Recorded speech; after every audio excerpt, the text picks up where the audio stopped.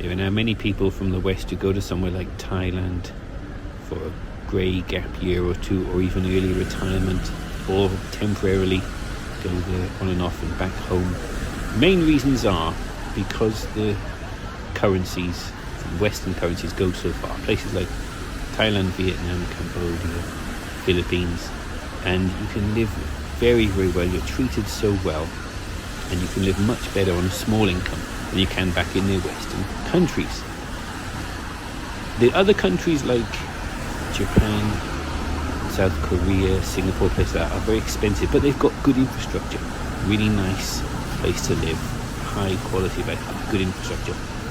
But of course, those didn't used to be cheap places to live, like Cambodia, Philippines, where they're very cheap, but they haven't got the incredible infrastructure.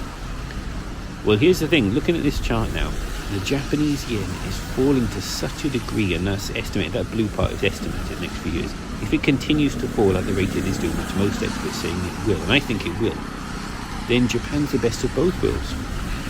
You've got the incredible infrastructure like Singapore and these other wealthy nations without the high cost of living. You've got the advantages of Cambodia, Philippines, Vietnam. Very, very low cost of living with the incredible infrastructure of a high developed country. It's the best of both worlds if the yen continues to fall like this, which I think it will do. So this is why I think Japan is a very good option for a grey gap year or two, early retirement, or many clients of mine, people I speak to, they're not interested in moving to Japan, that's it, we just move there and settle there forever. But they're interested in having the possibility of going there for stays.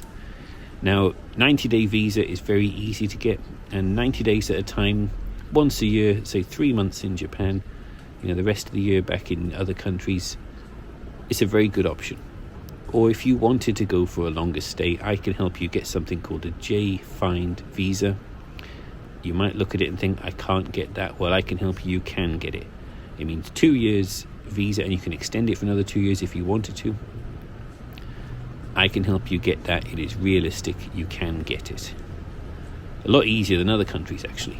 But anyway, for most people 90 days is enough. A 90-day tourist visa, and just spend 90 days in Japan. So where would you live?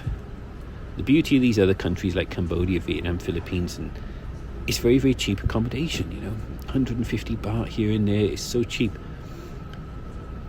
I'm telling you that in Japan you can get free accommodation, absolutely free. Isn't that too good to be true? Well, the Japanese population is falling by about 1 million people every year. There are millions of new homes, there are tens of millions of old homes that are left empty. Yeah, there are lots of new homes being built. For some reason, the Japanese culture, they'd rather build a new home and just let the old ones go to waste. And there are all these empty homes. And I'm building a community in a place called Atami and the Izu Peninsula, which is not far from Tokyo, 45 minutes on a fast train from Tokyo. Because you're not going to get one of these free homes in Tokyo, a place where everybody wants to live. No, it's expensive accommodation. Mind you, the yen is falling, but it's expensive compared to free. But you go just outside, 45 minutes is nothing on a fast train, and I love the trains in Japan. You can get a free home, and I'm building a community of foreigners, that means non-Japanese people. We're all getting free homes there. If you're interested, I can help you. You can come and you can look at 100 homes. They're all available. And if you choose one, I like the look at this one. Okay, we'll do a little land registry check. The last owner, or the on land registry, the current owner is this Mr. whatever his name is, Takahashi or something. And then we'll say, oh look, he was deceased 2022. He died, And you have to see, has anybody inherited? No, it's been 3 or 4 years now. Nobody has inherited it. That means it is akiya. That is the Japanese word for abandoned house. There are a number of reasons for this. The main one is tax. If somebody's deceased, the next of kin has the option of inheriting it. If they want to inherit it, they will have to pay inheritance tax. They have to just come up with that cash and pay for it. And they have to pay all the land tax, ongoing land tax, and maybe there's some back-going land tax as well. They don't want to take that on, so they choose not to inherit it. That means it is now abandoned. And all these abandoned homes, there are so many. There's tens of millions of them all over Japan. Some of them are really beautiful, wonderful homes. And the reason they're getting is abandoned is because the population is falling by 1 million people every year. You could choose one of these empty homes. Now, what's involved?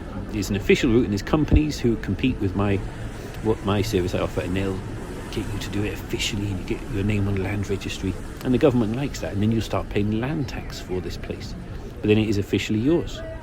I take a different approach because I'm familiar with the Japanese law that if you've squatted in a place for 10 years or more, you can then claim it as your own, and I can help you with that. But I say, actually, if you've squatted there for 10 years, like you've had possession, every time you go to Japan, excuse me, for like a 90-day tourist visa, you occupy it, and that's your place that you stay in when you explore Japan. That's your base, your home. You don't need to register it as your own. I'd say just have it as yours. The places I'm talking about, we're looking around these abandoned homes. You find one, it's obviously abandoned, we do land registry check, the owner has died, nobody's inherited it. Okay, that is yours now. I will get you in. There's part of the service you're paying me for. I'll help you find the place, choose the place, get you in there. It involves getting in with a credit card on the lock, or lock picking techniques, get you inside. Often we find keys in there, which is fine, give you the keys, or we'll change the locks for you. So you'll have new keys, this new place. Then we will clean the house out for you. If you want, you can do it all yourself, or you can hire us, and we've got people who can clean the whole place out, top to bottom, take all the rubbish out, and that is great fun, looking through everything. We often bury the rubbish or throw it away.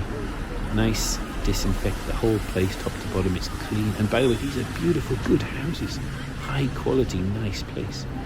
Any furniture you like, you can keep. Anything you don't like, we'll throw away or burn it. Usually there's a wood store outside, chopped up with wood. It's all nice, dried out. There's a nice fire stove in there, ready to go. I love that. A fire. Any wooden furniture you don't want, we can chop that up and burn that. Most of the furniture, you'll probably like it. Anything you get rid of and you want to replace it, we can go and replace it with good stuff from all the other abandoned homes and buildings around the area. The population is falling by such an extent, there are loads of abandoned buildings. When something's abandoned, the last owner has relinquished ownership of it. They have relinquished ownership. It is not wrong to go looking for good furniture, good appliances, good things that you want to put on your property now. I say do not get electricity turned on. All the lights, you can have these nice LED strips with little batteries in the pack, and there's a little remote control. You can change all the colours to whatever you like. Have that in every room. Have a battery pack in every room, the kitchen, living room, bedroom. A big battery pack on wheels, or hopefully they're getting smaller in the future and lighter. And have fold-out solar panels which you put on the roof. And you take them out, store them away whenever you leave the property. Go back to your country. But you can live off-grid. Usually water's free from the mountain. The place we're going to, it's all free water. It's just turn it back on. It's free. It's all the work's been, the irrigation's been put in there. There's gas bottles for heating water and cooking and heating your home in the winter. It's not too expensive to get them refilled. Usually the infrastructure's all there, but it's a really beautiful home. You can have friends around. You can go around to other friends. We're going to build a community here. And the amount that the yen is falling means you can live an incredible life very, very cheap. Get the train into Tokyo. The reason lots of men go to Thailand and other places, Pattaya and places like that, well, those reasons are better now in Tokyo, in Shinjuku, a place called Kabukicho, and those reasons are much better for men who, I'm sure you know what I'm talking about, but I'm married, I'm not interested in that. I just love Japan. I love Tokyo especially. I love the food. The Japanese diet is the best in the world. I love sushi, and because the yen is falling now, if you go to 100 yen sushi bar, I could take you to some of my favourite 100 yen sushi bars. That is just so cheap. It's like 30p. It's cheaper than Cambodia, cheaper than Philippines, cheaper than Vietnam, which everyone said was just so cheap to live. Japan is cheaper. Your Western currencies go further, and you've got the much better quality of life, much better healthcare. The healthcare I've lived in Japan with, it was so good. I mean, You pay about 30% yourself, because I was paying for the government health insurance, which is well worth it. It's very good value. And then you pay 70%. So it's private healthcare, but the government pays the 70%. You pay the 30%, and it is much better than what we get in the UK or many other countries. Japan healthcare is the best. Anything that you need done, dentistry is so good in Japan, high quality, and you can trust. This is the other point that I can't emphasize enough. You can trust people and businesses more in Japan than anywhere else. I feel that sense of trust. If I'm dealing with anybody, something to do with vehicles, property, or business, booking something, holiday travel, there's a sense of trust there. They view customer as God, and you get treated so well. And I trust so many things. Walking about, crime is incredibly low. It's probably the safest, lowest crime place on the planet. Everything in Japan is excellent. The services, the reliability. I've not experienced that in any other countries. So that's why I love Japan, and it's just it's a happy, wonderful place to be, with such an amazing, interesting culture. The food, I love Akihabara for the electric town, the entertainment, the karaoke, the going out with your friends. We are building this community 45 minutes away from Tokyo, because you can fly to Tokyo very cheap, so £300. The budget airlines from London to Tokyo, I can help you get that. It's a very cheap flight. You can get a 90-day visa, or if you want to go for a 2-year or longer visa, I can help you with that. But most people, they just want the 90 days at a time. If you spend 3 months a year in Japan, the rest of the year other places, that is a very good option.